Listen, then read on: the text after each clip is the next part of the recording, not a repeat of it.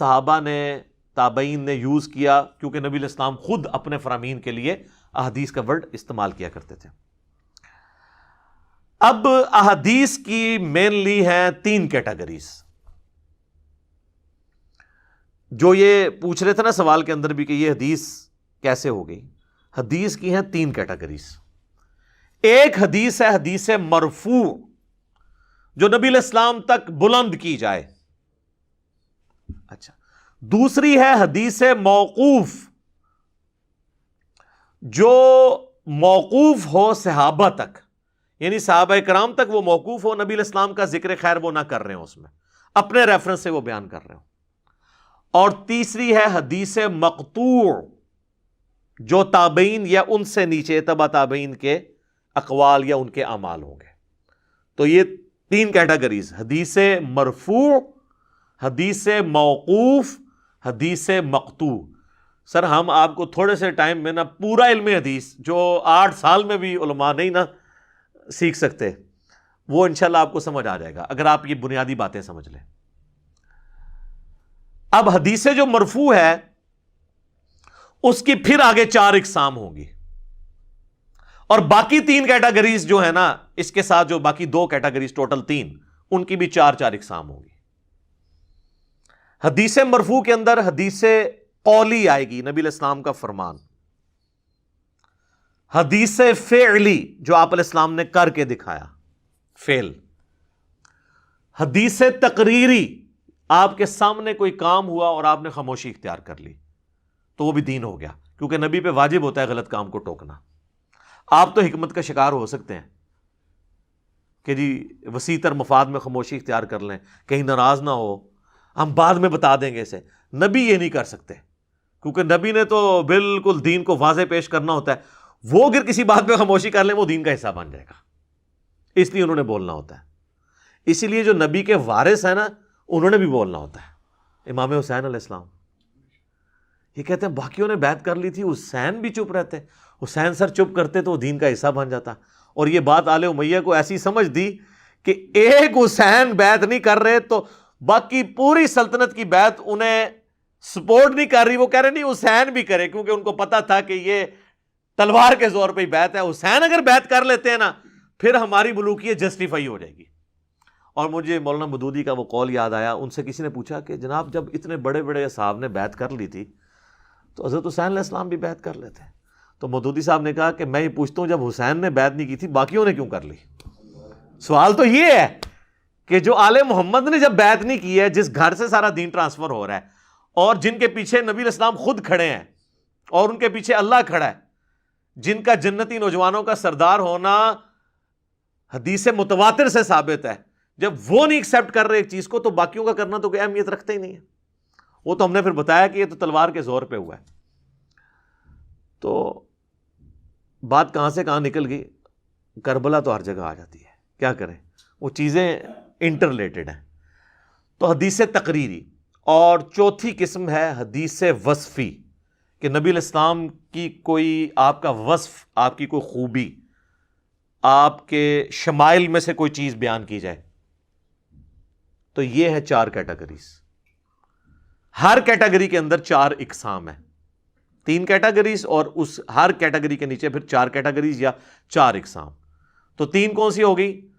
حدیث مرفوع نبی علیہ السلام کی، حدیث موقوف کسی صحابی تک، حدیث مقطوع کسی تابعی یا تبع تابعی کے تک جو پہنچتی ہے۔ پھر ہر ایک کی آگے 4 قسمیں ہوں گی کہ یا تو نبی علیہ السلام نے فرمایا ہوگا، یا آپ نے کیا ہوگا، یا آپ کے سامنے ہوا ہوگا اور آپ خاموش ہوں گے، یا آپ علیہ السلام کا کوئی آپ کا وصف کوئی اور شخص بیان کر رہا ہے۔ میں اس کی مثالیں بعد میں دیتا ہوں، پھر آپ کو یہ چیزیں سمجھ آ جائیں گی۔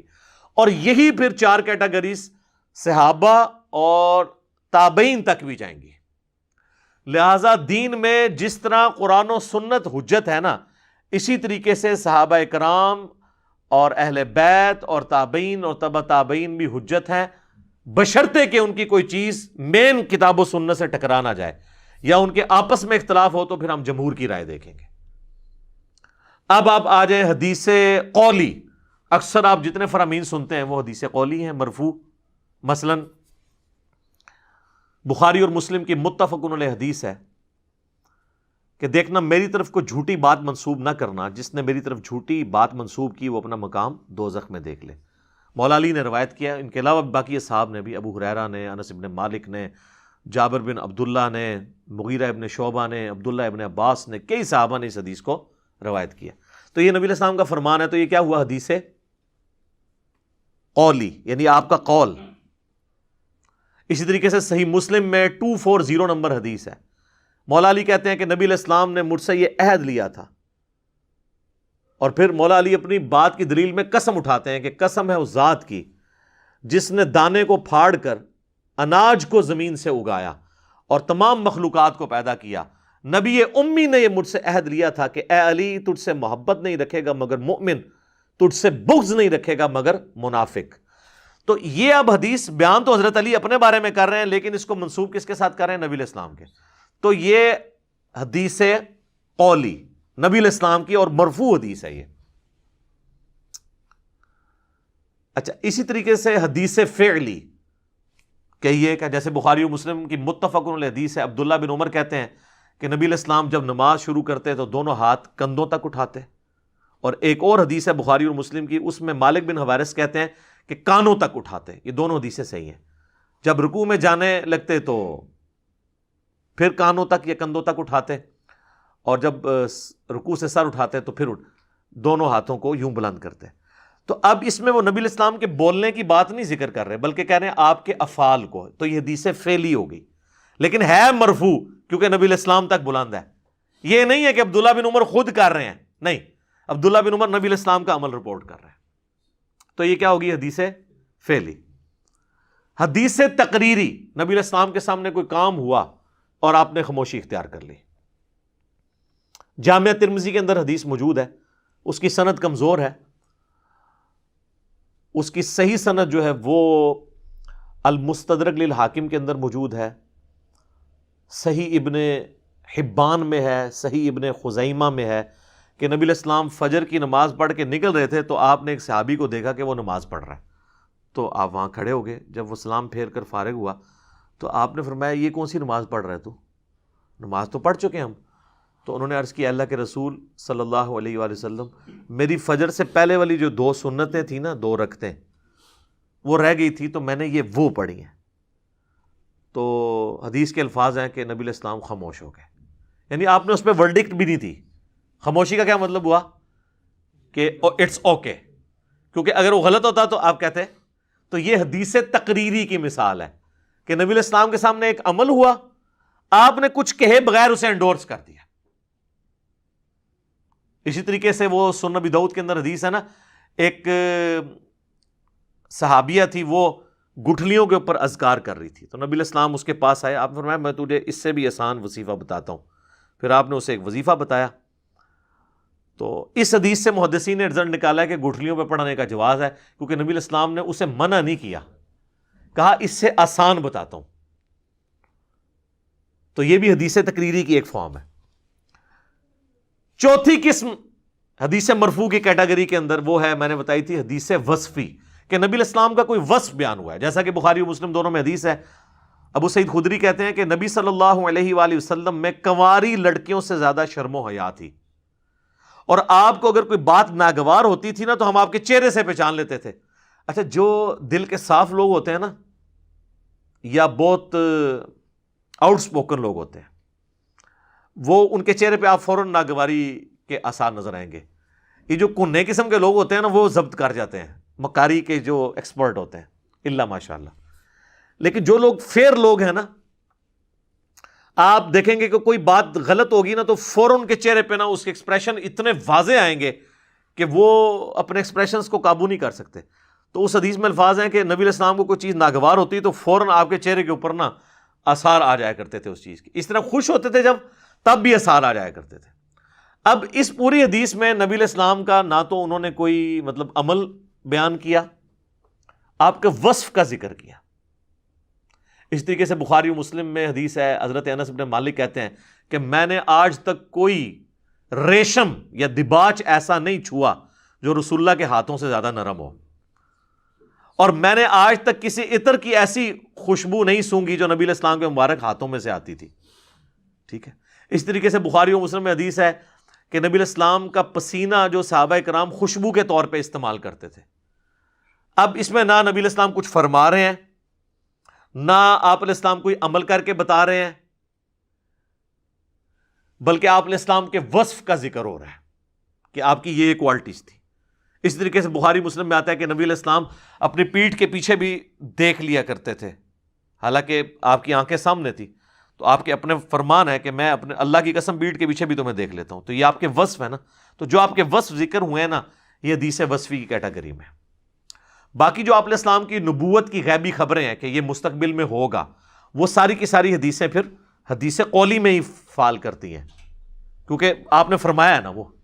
تو آگے اب اس کی آگے میں بریفنگ کرتا جاؤں تو میں تو مطلب 2-3 گھنٹے علم حدیث کے اوپر بول سکتا ہوں، لیکن میں آپ کو موٹی موٹی باتیں بتا رہا ہوں تاکہ آپ کو اوورال آئیڈیا ہو جائے حدیث کی کیٹیگریز کے اعتبار سے. تو یہ نبی علیہ السلام کے حوالے سے میں نے بیان کی. اب آپ ایک سٹیپ نیچے آ جائیں، وہ ہے صحابہ اکرام علیہم رضوان. اچھا، یہ لفظ صحابہ بھی درست ہے زیر کے ساتھ اور زبر کے ساتھ صحابہ بھی درست ہے. وہ بھی اب آپ دیکھیں تو صحابہ کا قول، اپنا قول، تو وہ حدیث موقوف کہلائے گی اگر وہ نبی علیہ السلام کا ذکر بیچ میں نہیں کریں گے. حجت ہوگی. جس طرح کہ فضائل صحابہ احمد بن حنبل کی کتاب میں 2 روایتیں ہیں مولا علی سے کہ میری وجہ سے 2 فرقے گمراہ ہوں گے اور میری وجہ سے 2 فرقے دوزخ میں جائیں گے، ایک میری محبت میں غلوف کر کے اور ایک میری دشمنی میں غلوف کر کے. اب یہ مولا علی نبی علیہ السلام کا ذکر ہی نہیں کر رہے، ڈائریکٹ اپنے بارے میں بتا رہے ہیں. تو ہم اسے کہیں گے حدیث موقوف ہے، اور یہ انڈرسٹوڈ ہے کہ نبی علیہ السلام نے ہی ان کو یہ غیبی خبر دی ہوگی. تو وہ ذکر نہ بھی کریں چونکہ ان کا سورس آف نالج نبی علیہ السلام ہے، اس لیے اس حدیث موقوف کو بھی ہم حدیث مرفوع کے حکم میں ہی شمار کریں گے. اسی طریقے سے سیدنا ابوبکر صدیق رضی اللہ تعالیٰ عنہ کا قول ہے صحیح بخاری میں، محمد صلی اللہ علیہ وآلہ وسلم کے قرب کو اہل بیت کے قرب میں تلاش کرو. اب اس میں کوئی انہوں نے نبی علیہ السلام سے تو کوئی چیز بیان نہیں کی. اور قربان جائیں، امام بخاری نے اس حدیث کو امہات المومنین کے چیپٹر میں نہیں لیا، حضرت حسن و حسین کے چیپٹر میں لیا. یہ فرق بتانے کے لیے کہ یہاں اس سے مراد حضور کے وہ قریبی لوگ، 5 تن پاک جن کے لیے ہم لفظ استعمال کرتے ہیں احادیث کی روشنی میں، یہ ان کے بارے میں بات ہو رہی ہے. تو یہ اب حضرت ابوبکر صدیق کا اپنا قول ہے، تو یہ حدیث موقوف ہے اور اس میں حدیث قولی ہے، یعنی حضرت ابوبکر کا اپنا قول. تو صحابہ کرام علیہم رضوان بھی کوئی بات ارشاد فرماتے ہیں نبی علیہ السلام کا ذکر کیے بغیر، وہ بھی دین میں حدیث کے طور پر اسے شمار کیا جاتا ہے. آپ دیکھ لیں امام بخاری اس کو حدیث کے طور پہ لے کے ہیں، اور بعد میں جب حدیث کی نمبرنگ ہوئی ہے تو یہ حضرت ابوبکر صدیق کے قول کو باقاعدہ حدیث کا نمبر دیا گیا. آپ کو پوچھے اس میں تو حدیث کہیں بیان نہیں ہوئی ہے، یہ تو حضرت ابوبکر کا اپنا قول ہے. وہ آپ کے نزدیک حدیث نہیں ہے نا. محدثین تو صحابہ، تابعین، تبع تابعین تک کے اقوال کو بھی حدیث کے نمبرنگ کے ساتھ لیتے ہیں. حدیث کا تو مطلب ہے بات. ہاں، وہ حدیث مرفوع ہے، حدیث موقوف ہے، حدیث مقطوع ہے. اچھا، ایک حدیث مرسل بھی ہوتی ہے. حدیث مرسل یہ ہے کہ کوئی تابعی جو ہے نا وہ نبی علیہ السلام کا فرمان نقل کرے، وہ حجت نہیں ہوگا جب تک ہمیں پوری سند نہیں ملے گی، کیونکہ اس نے نبی علیہ السلام کا زمانہ نہیں پایا. امام مسلم نے مقدمے میں لکھا ہے کہ تابعی کی مرسل کوئی چیز نہیں ہے جب تک وہ صحابی کا نام ذکر نہ کرے. یار، تابعی کی مرسل کوئی شے نہیں ہے تو بزرگ بابوں کے فرامین کتنے لائی کر دے رہے، انہوں نے کتنے تجھے پیش کر دو. یعنی تابعی اگر کوئی بات بیان کرے رسول اللہ کے ریفرنس سے، تو یا تو وہ رسول اللہ کا بھی نہیں نام لیتے، کہتے آواز آئی. بزرگ فرماتے ہیں ایک اسلامی بھائی کا بیان ہے کہ ان کے ایک جاننے والے بھائی نے خواب دیکھی، یہ پوری سند بیان ہو رہی ہوتی ہے. تو تابعی کی مرسل کوئی شے نہیں ہے تو باقی کہڑے کھاتے جنے، باقی تو کوئی شے ہی نہیں کہ انہوں نے ڈسکس بھی کیا جائے. تو صحابہ کے اقوال وہ حدیث موقوف میں حدیث قولی کی کیٹیگری میں فال کرتے ہیں. اچھا، اب حدیث موقوف کی کیٹیگری حدیث فعلی بھی ہو سکتی ہے کہ یعنی کسی صحابی نے کوئی عمل کر کے بتایا. جس طرح کہ صحیح بخاری میں آتا ہے کہ عبداللہ بن عمر جو ہے نا وہ حج اور عمرے کے موقع پر مٹھی کے بعد داڑھی کاٹ دیا کرتے تھے. میں نہیں کاٹتا ہوں، لیکن اب یہ حدیث موقوف فیلی ہوئی. اور مزے کی بات ہے عبداللہ بن عمر ان احادیث کے راوی ہیں جن میں داڑھی بڑھانے کا حکم ہے، جو بخاری میں حدیث ہے، مسلم میں بھی ہے، داڑھیاں بڑھاؤ اور مونچھیں پس کرو، یہود و نصارہ کی مخالفت کرو. اور یہ حدیث کا اصول ہے کہ حدیث کے فہم کو سب سے بہتر وہ راوی سمجھتا ہے. اور اس پہ میرا الگ سے بھی ایک ویڈیو ریکارڈڈ موجود ہے کہ عبداللہ بن عمر مطلقاً حج اور عمرے کے علاوہ بھی کاٹا کرتے تھے، کیونکہ سنن ابی داؤد میں حدیث ہے، وہ تابعی کہتے ہیں کہ میں نے عبداللہ بن عمر کو 2 کام کرتے ہوئے دیکھا ہے. ایک تو وہ جب روزہ کھولتے تھے نا تو دعا پڑھتے تھے ذهب الظمأ وابتلت العروق وثبت الاجر انشاءاللہ، اور دوسرا وہ مٹھی کے بعد داڑھی کاٹ دیا کرتے تھے. اس میں تو حج عمرے کا بھی ذکر نہیں، عام حالت میں بھی. اور الموطا امام مالک میں مزید پھر بات کھولی ہے امام مالک نے کہ جس سال عبداللہ بن عمر نے حج یا عمرہ کرنا ہوتا تھا نا، بس صرف اسی سال اپنی داڑھی کو مٹھی سے تھوڑا سا بڑھاتے تھے، اور وہ پھر حج اور عمرے کے موقع پر داڑھی جو بڑھائی ہوتی تھی نا تھوڑی سی، اس کو وہ کاٹ لیتے تھے. وہی سمجھتے تھے کہ جس طرح میں نے سر کا حلق کروایا نا، تو میں داڑھی کو کاٹ کے بھی اللہ کے حضور اپنی حاضری لگواؤں. تو وہ جو داڑھی بخاری میں آتا نا کہ وہ کاٹتے تھے، وہ بڑھائی انہوں نے اسی وقت ہوتی تھی. ویسے تو وہ داڑھی رکھتے ہی مٹھی تھے، کیونکہ نبی علیہ السلام کی اپنی داڑھی بھی مٹھی تھی، قدرتاً نہر تک تھی. ایک ہی حدیث ہے جس کا انہوں نے غلط ترجمہ کیا ہے، سینہ بھرتی تھی، اس میں لفظ ہے نہر تک تھی، سینے کے ابتدائی حصے پہ، تو وہ ایک مٹھی بنتی ہے. اور جن لوگوں نے نبی علیہ السلام کی خواب میں زیارت کی ہے نا، یعنی آج کے زمانے میں بھی صحیح سند کے ساتھ، انہوں نے نبی علیہ السلام کی داڑھی مبارک اتنی دیکھی ہے. ہاں لیکن گھنی پھیلی ہوئی، پورے چہرے کا احاطہ کرنا. تو یہ الگ سے ایک ٹاپک ہو جائے گا. تو یہ عبداللہ بن عمر کا یہ فعل ہے، تو یہ ہم کہیں گے حدیث موقوف ہے اور فعلی ہے. تو موقوفاً روایتوں کے اندر بھی فعلی روایتیں ہو سکتی ہیں کہ صحابہ اکرام کوئی عمل کر کے بتائیں اور آپ اس کو حجت کے طور پہ لیں.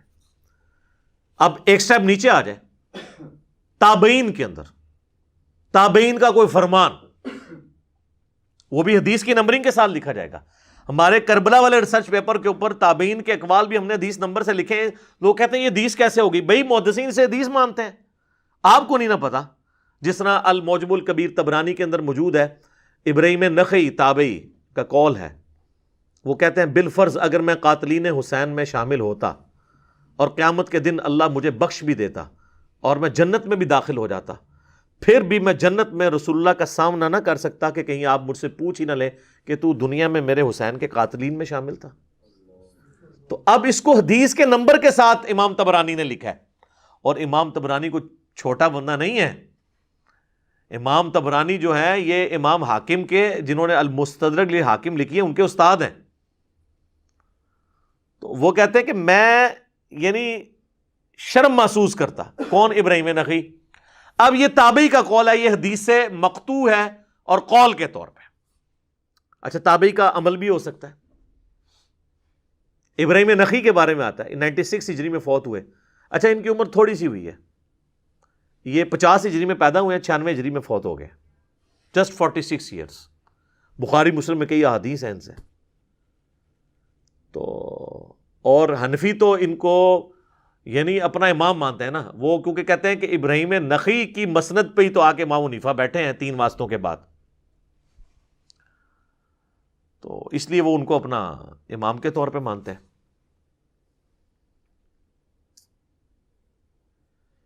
ابراہیم نخعی کا عمل المصنف ابن ابی شیبہ میں موجود ہے کہ داڑھی والے چیپٹر میں، کہ وہ یہ جو رخساروں کے بال ہیں نا اس کو بھی مونڈا کرتے تھے. ٹھیک ہے، ہم نہیں مونڈتے ہیں، لیکن کسی کے بہت زیادہ گھنے ہو جاتے ہیں اور تنگ کرتے ہیں تو وہ یہ داڑھی میں داخل نہیں ہے. یہ والے بال، داڑھی تو صرف یہ ہے جو نچلے جبڑوں پہ اگتی ہے، داڑھی کی ڈیفینیشن یہی ہے. تو اب یہ تابعی کا عمل ہے، ہم اس کو کہتے ہیں. اس طریقے سے سفیان بن عیینہ کے بارے میں آتا ہے کہ مونچھیں صاف کر دیے کرتے تھے. حالانکہ امام مالک نے الموطا امام مالک میں لکھا ہے کہ یہ مسلح کرنا ہے، لیکن انہی کے پائے کے دوسرے ایک یعنی آپ سمجھ لیں تبع تابعین میں سے ہیں، تو وہ صاف کرتے تھے. ہم اس کے جواز کے قائل ہیں. تو یعنی تابعین کے بھی اقوال، افعال اور ان کے اعمال وہ بھی حجت ہیں دین کے اندر، دین کو ٹرانسفر کرنے کے اعتبار سے. یہ میں نے آپ کو دیکھیں کتنی مثالیں دے دی ہیں. نبی علیہ السلام سے حدیث مرفوع سے، پھر حدیث موقوف، پھر حدیث مقطوع. کئی ایک مثالیں اور بھی دی جا سکتی ہیں، لیکن وہ پھر ایک گفتگو لمبی ہو جائے گی. میں اس گفتگو کو اس حوالے سے سمیٹنا چاہتا ہوں تاکہ آپ کو یہ بات سمجھ آ جائے. اس میں ایک اور بات بھی یاد رکھیے گا کہ بعض اوقات دین کا کچھ حصہ ایسا ہے کہ جو ٹرانسفر ہی حدیث موقوف اور مقطوع سے ہوا ہے. ہمیں مرفوع روایات بہت کم ملتی ہیں، اور یہ اکثر جو اہل حدیث کے اوپر اعتراضات کرتے ہیں نا حنفی، وہ اہل حدیث سے بھی مس ہینڈلنگ ہوتی ہے. انہوں نے ایک رٹ لگائی ہے حدیث مرفوع، حدیث مرفوع. یار حدیث مرفوع ضروری نہیں ہے. آپ اس حدیث کا کیا کریں گے جو جامعہ ترمذی، ابو داؤد اور ابن ماجہ میں ہے، علیکم بسنتی وسنت الخلفاء الراشدین المہدیین، تم پر میری سنت اور میرے خلفاء راشدین کی سنت لازم ہے. تو خلفاء راشدین جو عمل کر رہے ہیں، جس کے اوپر صحابہ کا اجماع ہے، وہ خود سنت ہے. تو وہ حدیث مرفوع نہ بھی ہو، حدیث موقوف اگر کوئی ثابت ہو جاتی ہے حضرت ابوبکر، عمر، عثمان و علی سے، تو آپ نے اس کو ایکسیپٹ کرنا ہے. اور صحابہ باقاعدہ اس کو حجت محدثین نے صحابہ کے اعمال کو بنایا. صحیح بخاری میں 695 نمبر حدیث ہے نا کہ حضرت عثمان سے آ کے ان کے ساتھی عرض کرتے ہیں جب وہ معصور ہو گئے تھے، وہ کہتے ہیں کہ جی مسجد نبوی پہ باغیوں کا قبضہ ہے اور فتنے کا امام ہمیں امامت کروا رہا ہے، ہمیں خدشہ ہے کہ ہم گناہ میں نہ مبتلا ہو جائیں، ہمارے تو امام آپ ہیں، یعنی پولیٹیکل امام بھی آپ ہیں، آپ کی بیعت بھی کی ہے، خلیفۃ المسلمین ہے، اور خلیفۃ المسلمین ہی نمازیں پڑھاتا تھا. تو حضرت عثمان نے کہا کہ نماز ہی تو مسلمانوں میں ایک نیکی کا کام ہے، نیکی کے کاموں میں ان کا ساتھ دو. کن کا؟ بدعتیوں کا. ان کے پیچھے نمازیں پڑھو اور برائی میں ان سے الگ رہو. اس پہ امام بخاری نے باب باندھا ہے بدعتی اور باغی کے پیچھے نماز پڑھنے کا حکم. امام بخاری نے اس سے رزلٹ نکالا ہے کہ حضرت عثمان کا یہ فتویٰ ہے کہ باغی اور بدعتی کے پیچھے نماز درست ہے. تو وہ نبی علیہ السلام کا فرمان تو نہیں تھا، وہ حضرت عثمان غنی کا تھا. تو یہ جو اہل حدیث بعض رٹ لگا تھا حدیث مرفوع، مرفوع ہونا ضروری نہیں ہے. موقوف بھی ہو وہ بھی حجت ہے. ایون مقطوع بھی ہو، مرفوع اور موقوف سے نہ ٹکراری ہو، یعنی صحابہ اور نبی علیہ السلام سے، وہ بھی حجت ہے. تو دین کا کافی سارا حصہ حدیث موقوف سے ٹرانسفر ہوا ہے. مثلا یہ جو حدیث ہے مسند امام احمد میں اور مشکات میں موجود ہے، اب اس کی سند تو کمزور ہے کہ نبی علیہ السلام نے فرمایا کہ اے علی تو میری امت میں عیسیٰ ابن مریم کی مثل ہے. یہودی ان سے دشمنی کر کے گمراہ ہوئے اور عیسائی ان کی شان میں غلو کر کے گمراہ ہوئے. اور پھر مولا علی کہتے ہیں نبی علیہ السلام کے ریفرنس سے کہ میری وجہ سے دو گروہ گمراہ ہو جائیں گے، ایک میری محبت میں غلو کر کے اور ایک میری دشمنی میں. اب یہ حدیث نبی علیہ السلام تک مرفوع ہے لیکن اس کی سند کمزور ہے. لیکن اس کی جو موقوفاً روایت ہے فضائل صحابہ احمد بن حنبل کی کتاب میں، وہ حضرت علی سے ہے، اس کی سند بالکل ٹھیک ہے، لیکن وہ مرفوع نہیں ہے. تو پھر ہم یہ دونوں کو جوڑ کے کہتے ہیں کہ یہ حضرت علی نے جو بات جو صحیح سند سے آ رہی ہے یقیناً نبی علیہ السلام سے سنی ہوگی، اگرچہ ہم کوئی سند پروڈیوس نہیں کر سکتے، لیکن چونکہ مولا علی بیان کر رہے ہیں تو وہ اتنے اعتماد کے ساتھ جو چیز بیان کر رہے ہیں آپ کا سورس آف نالج نبی علیہ السلام تھے. البتہ یہ کلیہ آپ تابعین پہ نہیں لگا سکتے کہ یہ تابعی کا سورس آف نالج جو ہے وہ صحابی ہی ہوگا. نہیں، تابعی کا سورس آف نالج کوئی اور تابعی بھی ہو سکتا ہے، جو ہو سکتا ہے وہ چھپا ہوا منافق ہو جی، یا شیطان سے اس نے کوئی بات سنی ہو. امام مسلم نے مقدمے میں لکھا نا، عبداللہ ابن مسعود کہتے ہیں بعض اوقات شیطان انسانی شکل میں اتر کے لوگوں میں حدیث بیان کرتا ہے، اور لوگ کہتے ہیں ادھر ایک صاحب آئے تھے وہ حدیث بیان کر رہے تھے لیکن ان کا اتا پتہ کوئی نہیں ہوتا، اور وہ پبلک میں عام ہو جاتی ہے بات، اور وہ شیطان پھیلا کے چلا جاتا ہے.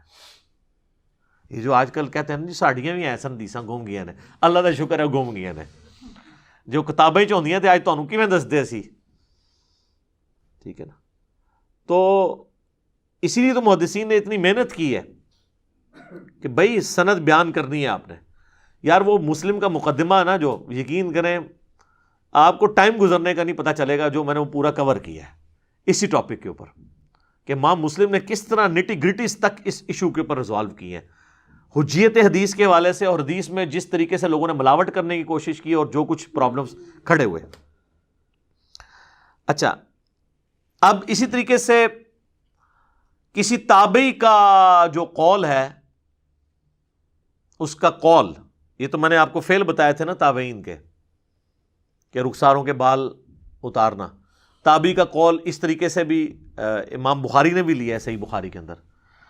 امام بخاری نے چیپٹر کی ہیڈنگ کے اندر لیا ہے کہ حضرت امام محمد باقر جو زین العابدین کے بیٹے تھے اور امام حسین کے پوتے، وہ فرض نماز کے علاوہ بھی جو سنتیں اور نوافل ہیں نا، اس کے بعد بھی نا ایام تشریق میں نا پڑھا کرتے تھے، تکبیرات بلند کیا کرتے تھے، اللہ اکبر اللہ اکبر، لا الہ الا اللہ واللہ اکبر، اللہ اکبر وللہ الحمد، یا اللہ اکبر کبیرہ والحمد للہ کثیرہ، کوئی بھی تسبیحات مختلف ہیں۔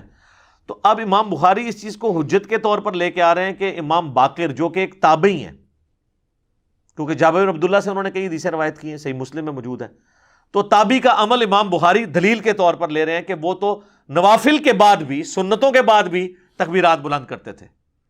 ایک تو وہ ہے نا جو المصنف ابن ابی شیبہ میں مولا علی سے ہے کہ آپ نے جو ہے وہ ہر فرض نماز کے بعد تکبیرات کو بلند کرنا ہے ان ایام تشریق کے اندر، اور بلکہ حج کے دن سے شروع کر دینا ہے، 9 ذی الحجہ کی فجر سے لے کر 13 کی عصر تک، اور یہاں پہ جو ہے نا وہ مقطوع روایت بھی لے آئے ہیں۔